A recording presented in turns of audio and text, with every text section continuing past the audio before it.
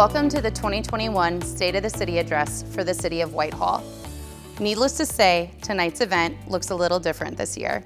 While we're still proud to be hosting the event at the Wasserstrom Company headquarters on East Broad Street in Whitehall, where we've proudly held past in-person State of the City events, we opted to highlight the state of the Whitehall community virtually this year. Don't worry, despite the virtual format, we still have plenty to share as we not only reflect on what we accomplished in 2020, but on our decade of opportunity in Whitehall. Here to tell that story is your Mayor, Kim Maggard.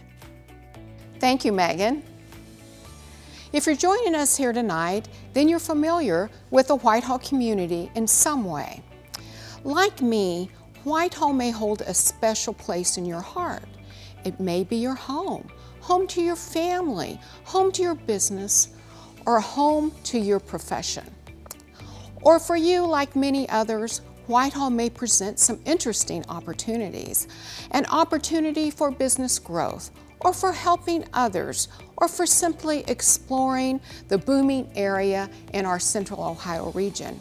No matter your reason for joining us here tonight for this virtual State of the City address, I welcome you and I hope that you will stay engaged with the city beyond the event tonight. I also hope that you find tonight's celebration of the Decade of Opportunity both educational and inspiring as we highlight the renewal of our community, and a renewal that has persisted despite the challenges of 2020.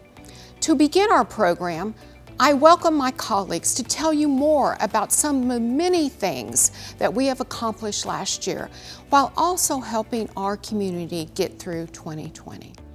So 2020 was a tough year. We obviously, when the pandemic really took effect in March, we certainly reached out to all the businesses we could to find out what kind of resources they needed, what kind of support they needed, what challenges they were having, and worked with each one of them to ensure that we could link them to resources, whether they were at a state level, a local level, or at the federal level. As the pandemic hit, the supply chains for personal protective equipment dried up, and we found ourselves with limited supplies of what we had on hand. As a fire chief, one of the last things you would want to do is to ask somebody to use reused, disposable personal protective equipment. And we found ourselves in that situation. So as we changed protocols going into the pandemic, decontamination was probably the biggest thing we had to push out.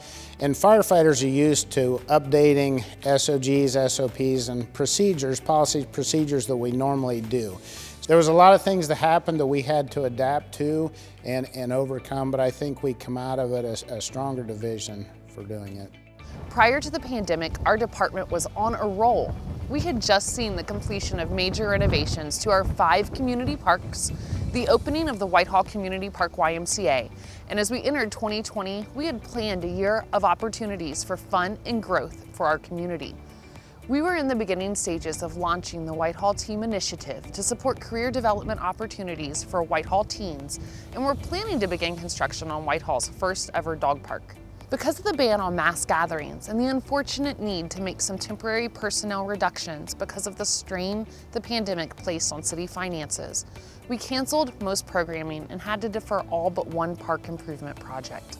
All this being said, there have been shimmers of light throughout 2020, and Parks and Recreation took every opportunity possible to bring levity to an otherwise challenging year. I have our dedicated Parks and Recreation team to thank for this. Together, we found creative ways to help others, whether by assisting with food assistance programs, by bringing programming and activities to the community in virtual formats, through adapted programming like our parking lot bingo, or in how we found a safe way to reopen the splash pad at John Bishop Park. Well, as Chief of Police, I think I would join with my colleagues around the county in basically saying that this was a tough year with this pandemic. And it continues to cause vast complications for operations and policing. We had officers that had to decide whether they needed to go home with their families, or were they in a position from vulnerable family members to actually have to live here at the police department within buildings and in the city and so on. And then we had to look at how do we work different shifts to minimize the level of impact cross-contamination from between officers and their families and people they run into at home. And also we had to take a different step and a different approach with how we respond to calls on the streets. In turn, I'm immensely grateful for this community. The outpouring of support they gave officers, this unbelievable amount of stuff they brought to us, food, masks, anything they could think to help our department get through this pandemic while we continued our operations. I can't thank them enough for all the efforts they did to support us in this period. The community's response to COVID-19 continues to be truly inspiring. In the early days of the pandemic, the city partnered with World Central's Kitchen and Scotty's Cafe to distribute over 17,000 boxed dinners to our needy residents. Thank you to the city staff and community volunteers that so generously gave of their time to make this program possible. More recently, and in addition to the CARES Act funds that have been distributed to local businesses, the city provided over $50,000 to the nonprofit Victory Ministries Center of Hope, which continues to live up to its name. They give hope to those that need assistance in the community, from food to clothing to counseling and guidance, spiritual and otherwise. Part of the city's mission is to be an innovative community, and part of that requires that we provide ample opportunities for community engagement. To collect feedback on how we're doing and how to better understand the priorities of our residents, every 2 years we work with a professional polling firm to conduct a community attitude survey to collect meaningful data from a representation of our diverse community. And as we seek continual improvement, our jobs as elected officials and appointed city staff is to not let up on our renewed growth as a community. With that, I couldn't be more proud that from the 2020 Community Attitude Survey that we learned that over 80% of our respondents agree that Whitehall is moving in the right direction. Here are some of the other things that we heard from that survey. Despite the impact of the pandemic, the 2020 Community Attitude Survey showed a 10% gain in satisfaction since 2018. That's remarkable, and we look forward to building on this success. Our commitment to you is that we are going to continue to do everything we can do to reduce the crime in Whitehall and continue to collaborate with this community. From the 2020 Community Attitude Survey, we know that reducing crime is chief among your priorities for Whitehall. Over the past 3 years, we saw a 27% reduction in crime, we saw a 38% reduction in robberies, and a 46% reduction in burglaries, somewhat unheard of in this area. The community values the Whitehall Division of Fire, and we know this by our results of our community survey. The Division of Fire has over an 80% satisfaction survey, and this comes from the citizens and the people we deal with. We're proud of that, and we strive to get better all the time. A third of the respondents in our recently completed Community Attitude Survey told us that ensuring affordability and increasing affordable housing was their top development priority. As the development director, I am charged then to ensure that as we continue to redevelop areas of Whitehall, we do so in a way that leaves no one behind and includes everyone.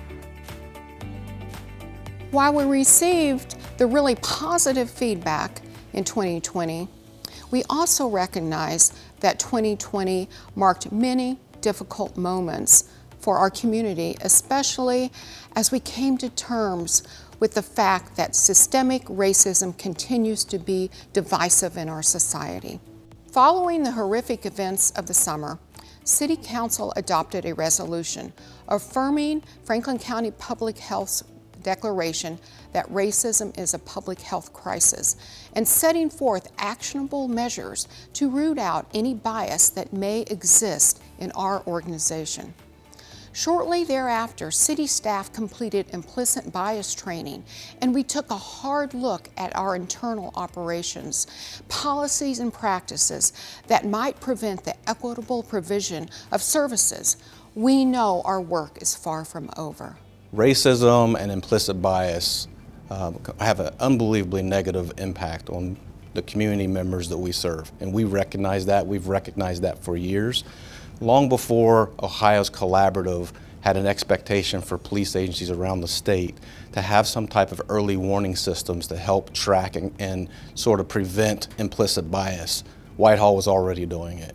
Additionally, all of our police go through basic training when they go to the academy, which is a minimum of 40 hours of cultural diversity training. And then that, for their entire career, is annual training required both by our department and by usually continuing education requirements that come from APATA. I've said it before and I'll say it again. Sometimes the best measure of where you're going is to know how far you've already come. In the last decade, it's safe to say that we've both come together as a community in that we've embraced opportunities never before dreamed of in Whitehall.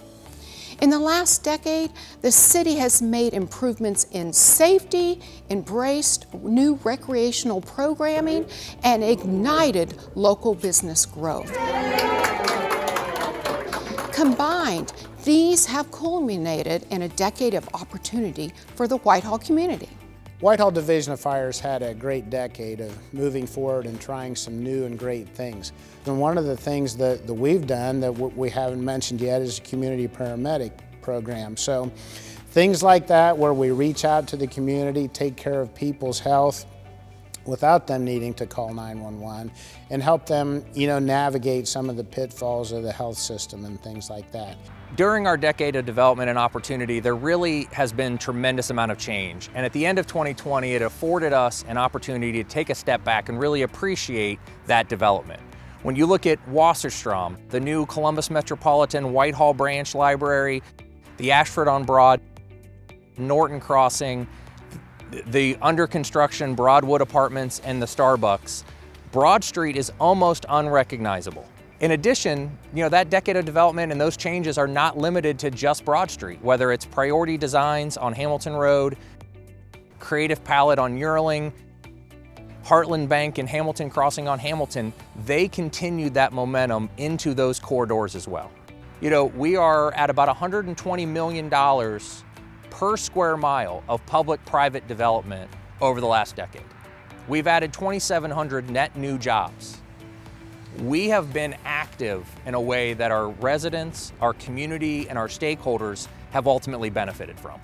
Well, in the past decade, it's been transformative in many ways. Crime reduction has brought businesses into the community, has brought more residents, housing markets went up. It's all part of a bigger partnership with the community, with economic development and crime reduction. Those all sort of work hand in hand, and that's what we've seen over the last 10 years to help make people feel more safe in Whitehall. Over the last decade, and specifically in the last few years, we've renovated all 5 community parks. We're set to begin working on 2 new parks in Whitehall. We've built an entirely new recreation program out of practically nothing. And we've opened a community splash pad and brought a new community-centric YMCA to life. If you were to compare the Whitehall of today with the Whitehall of 2010, our parks have been completely transformed. One of my favorite park improvements has been the remeadowing at Whitehall Community Park. So the wildflower meadow here in Whitehall Community Park is one of the most exciting projects we've implemented to date. We were able to take an outdated and underused turf area and turn it into 7 acres of perfect flora and fauna habitat for our native pollinators and other wildlife. As we celebrate the renewal that we've seen over the last decade, the city is also committed to looking to the future and to embrace 2021 and the coming decade and all that it has to offer. Here's a little bit of what we're looking forward to at the city. So this next 3-year strategic plan, while we want to continue to reduce statistics and the crime rate and all that in Whitehall, this is more about feeling safe in Whitehall. This is about the perceptions that people have of Whitehall that both live here and that work here and that visit this community. That's what this next 3 years is about. As part of the previous plan, we launched a series of Safer Whitehall town halls, which of course went virtual in 2020. And we're going to continue to do that in the next 3-year plan. As the Chief of Police, I always look forward to these events because of the importance of integrating our community's safety concerns into real action in our division. The city is launching a new community arts program in 2021 and getting back to work on some park improvement projects that had to be deferred in 2020. We'll see phase 1 of the construction of the Whitehall Dog Park start in 2021. And the redevelopment at Broad and Hamilton will integrate wonderfully into this beautiful 80-acre nature park I'm standing in today, as we bring new retail, housing, shopping, and outdoor experiences to Whitehall. We are excited to get started and share all that we're building with you. In 2021, we'll be entering the 4th year of the Safe Station program. That is Whitehall's Stop Addictions for Everyone campaign. For those of you that aren't aware, what we do is if someone's suffering with an addiction, they can come to the firehouse and we will direct them to treatment through the Maryhaven Addiction Stabilization Center. We have helped several hundred people with this program with a high success rate, way higher than anywhere else across the country. It has been a nationally recognized program and we have hoped to continue on in this year. 2020 was a challenging year, but we know the fight for the pandemic is not over. So we will continue to do all the things we need to do to protect the citizens of the city of Whitehall, and we're looking forward to brighter and better days ahead. These 50 acres represent a once-in-a-generation opportunity for the city. Not only did we attract and are we partnering with the right developer at the right time, but we also have found a partner that is taking some really key components and key areas of focus for the city and integrating them in a meaningful way into the development, whether that's affordable housing or transit or green space or public art. All of these things that our leaders and our community members and our residents have said are really important for the next generation, we're integrating into this development. It's not every day in Whitehall that you can redevelop 50 acres adjacent to an 80-acre nature park that's got access to Big Walnut Creek and acres of wildflowers and trails and paths galore. The idea that we can build a development around density and integrated transit and create a fourth place, a place where people want to go when they're not at home and they're not at work, the idea that you can create this live, work, play on 130 acres, it's transformational. It's a once-in-a-generation kind of possibility. The impact of having this kind of development at Broad and Hamilton and the scale of it are going to have positive ripple effects in development for decades to come. We adopted a policy that 20% of all the housing that will be created in Whitehall over the coming decade will be affordable or workforce housing. In 2020, the Mid-Ohio Regional Planning Commission, MORPC, released its regional housing study, which highlighted, amongst other things, that Central Ohio is not meeting the need for affordable housing and that we're seeing as the population in the region continues to grow. The city fully intends to meet this challenge head-on and continues to be receptive to promoting inclusionary housing policies and welcoming affordable housing developments to Whitehall. At the end of the day, we recognize that this supports a more diverse, equitable, welcoming, and vibrant community. 2020 will go down in history as a year wrought with challenges, but here we are, well into 2021, looking to the future together as a community. We hit on a number of high-level details tonight, but I would be remiss if I didn't mention just a few more highlights from 2020 and the year ahead. For instance, we owe a debt of gratitude to our City Council and the City Auditor's Office for their part in ensuring the city remained on track fiscally during COVID-19. And at the same time, the tireless efforts of the City Attorney's Office and their Domestic Violence Coordinator also can't be overlooked, given the circumstances that may have made home sometimes an unsafe place to be. And finally, as we look to the future, I'm happy to report that the city is planning for an aggressive capital improvement campaign in 2021, totaling over $4 million in city-funded projects and another $5 million in state-funded projects, thanks to our partners at the Ohio Department of Transportation and the Ohio Public Works Commission. In fact, the last 5 years alone, we've seen the annual budget for reinvestments into our sewer system more than double and into our roads more than quadruple. All of these things and all of the efforts of our city council members, elected administrators, and appointed staff members will add up to make Whitehall a better place for decades to come. As your mayor, I'm proud of what we've accomplished as the city organization and as a community, both in 2020 and over the last 10 years. Thank you for joining us tonight to learn more about Whitehall's decade of opportunity.